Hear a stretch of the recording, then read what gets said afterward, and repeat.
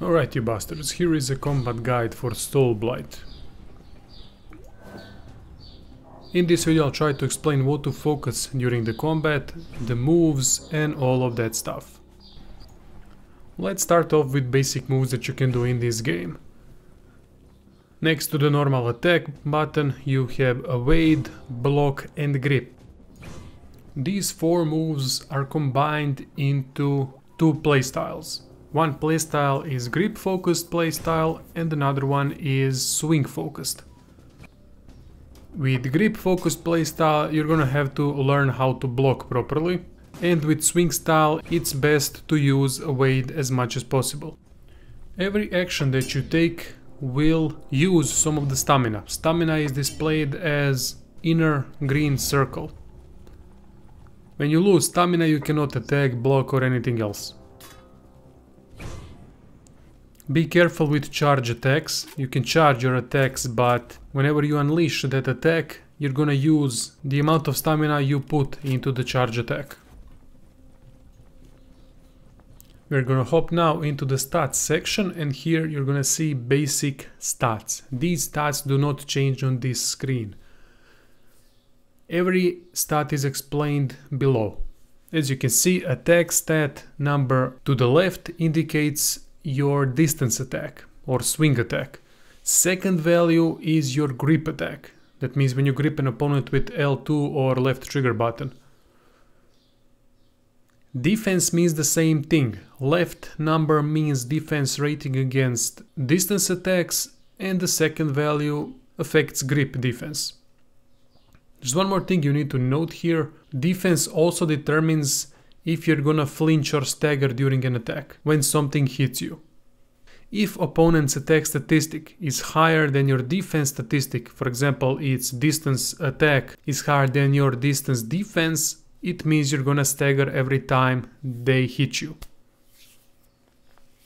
Same goes for you and the enemy. If your number is higher than their defense, you're gonna stagger them. All of these attack and defense values are increased depending on your gear and your synergy level. Synergy is the most important stat in this game. If you have high synergy, everything will be boosted by the set percentage. Using taints will boost the synergy, but that's not what I'm going to talk about in this video. I already talked about that in the beginner's guide. One more equally important statistic to attack and defense is mobility. As you can see, it determines the stamina needed for each action. It also increases maneuverability and extends parrying window. Mobility is greatly reduced by wearing heavy armor, large weapons and so on. So be careful with the stats on the weapons and armor that you pick up on your journey.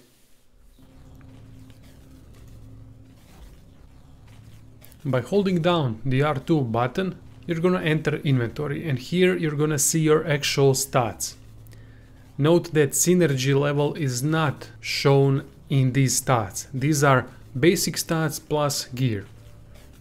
Always focus on one type of playstyle, either with heavy grip attacks or heavy distance attacks. Balance is not good, because every enemy that you encounter is either weak to grip or weak to distance attack.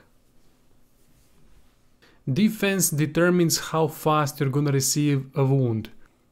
Whenever you get hit, that white outline is reduced. It all depends on how great your defense is, and also if you blocked or not. When that white outline disappears, you're gonna receive a wound. Now let's cover both of these playstyles. Grip playstyle involves single-handed weapon plus shield, dagger or another single-handed weapon with high grip damage in offhand. Grip is best used if you can block. Your goal is to grip an enemy and not let them get away. That's when you're gonna do the greatest amount of damage, when you grip and do an attack. Practicing blocking is also important, because block does not immediately pop up. It's got a short animation time before it's actually up, so you're gonna have to practice it a bit. And when you manage to time it perfectly, time will slow down. This is the parrying window. Greater mobility increases parry window. If you're wielding two single-handed weapons, you can do double attack by pressing attack quickly after one attack lands. You're gonna do some type of a windmill attack.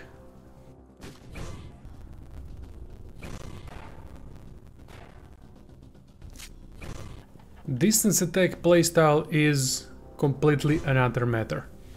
This is primarily used with spear-like weapons and great weapons. The only goal here is to stay away from the opponent. That means using a wade and moving fast. So mobility also plays a huge part in this playstyle, because you want to move as far away from an enemy that wants to grip you.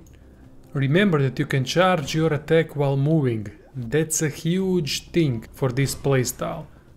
So learn the swing time. That's gonna help you tremendously in destroying enemies.